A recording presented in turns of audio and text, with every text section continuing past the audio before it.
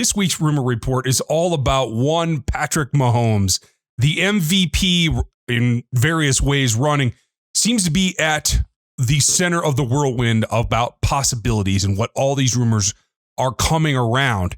There are several, and two that I want to address today are very specific about what's coming in the future for Patrick Mahomes and the Kansas City Chiefs. Welcome back to RGR Football. If you're new here, make sure you hit the sub, the bell notification, and leave a comment below. Leave a thumbs up if you like this one. It's a really interesting topic, and there is a lot of things being said out there right now about Patrick, about the Chiefs, and about this negotiation. The team did use the fifth-year option, so they bought themselves some time, but there are a lot of things that go into how this process is going to move around. We're going to take a look at what he's done to this point and really what some of the other players at his level, if you can put one there, actually bring in terms of new contract dollars. There are a lot of ebb and flow to go through here, but let's start. Now, Patrick Mahomes is not only the face of the Kansas City Chiefs, he's the face of the NFL. And it is something that has to be taken into account when you think about exactly how this contract extension is going to go. The man is going to get his money. There's no way around that. The question is exactly what will it look like, how it's going to come about. And that's where the rumors begin. And I've heard some crazy, outlandish things lately. One in particular that I really want to address. And it's gotten to the point now where I've heard it so often, it's even taking over some mainstream capologists' points of view. Even Star Trek talked about it on their podcast. And the concept is that Patrick Mahomes could be the first $50 million quarterback. I think that's nuts. I don't see how in this particular environment with the revenue shortfall that they're going to have that they could even consider that.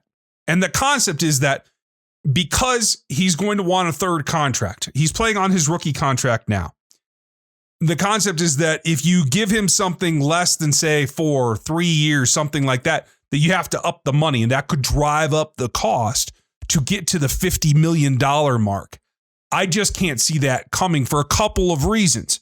Not only is there no one at the 40 mark yet, despite what Dak might be asking for, Dak Prescott is not in Patrick Mahomes' league in any way, shape, or form. So whatever that contract comes in at before Patrick Mahomes' contract is completed, I don't think that it's going to drive the price in and of itself. I don't think Jerry Jones is going to spend that much money, and I don't think that that's going to be the driving factor in what could be anywhere near a comp, because there will be no comp for Patrick Mahomes. He will be at the top of the league without doubt. And so it comes down to what both parties actually want. And so far, Patrick has been very adamant about letting his representatives deal with the situation and wanting to do something that is good for both him and for. He's done everything they've asked. He sat for a year after being a top 10 pick, somebody that they went up and grabbed. He was adamant in learning from Alex Smith, in being a contrite, a humble leader, a guy that has taken them now not only to multiple MVPs, but to a championship. They have to want him long term. And the question comes down to what's better for both parties, because I think they will be able to meet in the middle. And I don't think that that is a 3 or a 4 year contract. Now, I also don't think, because of the question marks now with the revenue, with what's going to happen with butts in seats this coming year, and all the questions that the virus has brought up, I do believe that it's not going to be a 10-year contract. I don't think it's going to be anything outlandish like a fully guaranteed contract or a 10 or 12-year contract. I don't think that's what's in the cards for Patrick. I think it is something smaller than that, but I don't see it going, honestly, below 6. I understand that for the player representatives, they want to get to the point where they still feel that he's viable for a third contract and will be able to play at a high level. I don't see any reason to doubt that. He's going to turn 25 during this season. So even at a 6-year contract, should he play through the whole thing, which I can't ever see happening, he would still be 31 years old, which is plenty for a quarterback to have gas in the tank, especially a guy as young as Patrick, who is so talented in terms of physicality. He's got to learn to take care of himself a little bit better. I will admit that, but I think that he is rare amongst guys that should be able to have longevity in this league. But that said, if you extend beyond that, the team would likely like to do that because it lets them lock in and understand where their cap's going to be at. For the player, I can also see wanting to just have it out of the way because, like I said, I don't think that he'll play out the entirety of whatever this second contract extension is. He'll play on his rookie, he'll have the extension, and I do believe he will have a third.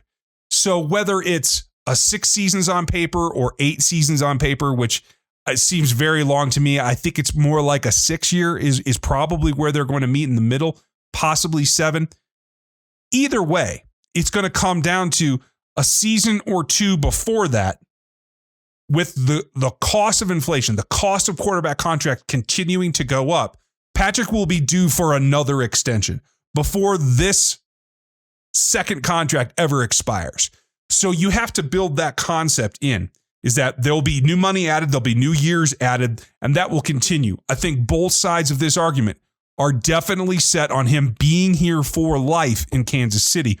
And everyone who's spreading this rumor that he's pricing himself out of Kansas City, that he's going to demand $50 million and break the Chiefs' bank, I think that's ludicrous. And I think it's pushing to the point that people are now starting to buy into it because there are so many voices saying it.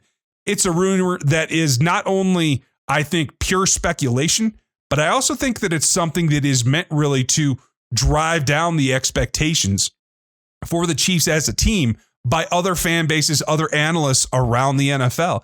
This is a situation that I think couldn't be better for both the team and the player. And I don't see anything derailing this, like a long-term extended negotiation because they can't come to an agreement.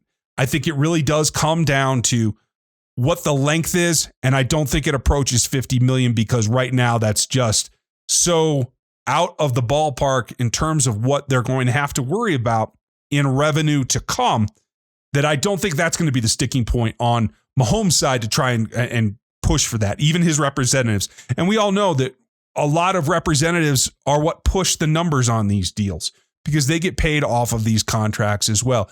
I don't know that if we do hear about a certain dollar number, that it's actually going to come from the player. So keep that in mind as things go around as well. Now, he has made some public statements. I think it's also very unique that Patrick Mahomes is in a situation to not only be the leader in terms of social equality in Kansas City, but across the face of the NFL. He is a linchpin in what the movement is trying to do, what the players are trying to do to use their platform.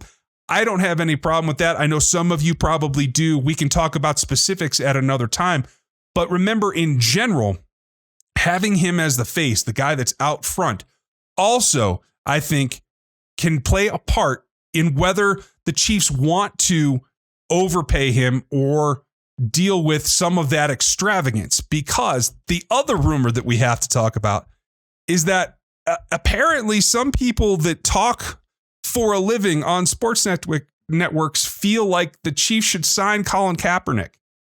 I can't see that happening either, because while Andy Reid, and as Andy said in his press conference last week, Clark is behind Patrick in standing up for equality for not only their players, but for everyone.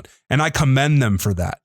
I also think that this is a brand new phase, and Patrick is a new kind of leader, not only on the football field, but in this particular issue. And I can't see them sidetracking it with Colin Kaepernick, who may have started the process years ago, but there's so much stigma attached to it. I don't think you want to have the same two guys in the quarterback room, on the same team, in the same conversation about any of the social issues. I think this is a unique way for them to have not only a leader on the football field in Patrick Mahomes, but a leader in the community and a leader in the country in what is the face of the NFL and the face of a young athlete. And I don't think they'll do anything to distract from that particular message. And that includes signing somebody like Colin Kaepernick that would be a backup, but would be more noise than it would be performance on the field. So don't look for Chad Henne to get unseated quite yet. That's it for me today. Let me know what you think, or if there's rumors you want to hear about. They're always out there. I appreciate you guys checking these videos out as they pop up. Thanks for checking this one, and I'll see you next time. Thanks for watching this video from the team at RGR Football. Click these videos to see more, and subscribe to RGR Football.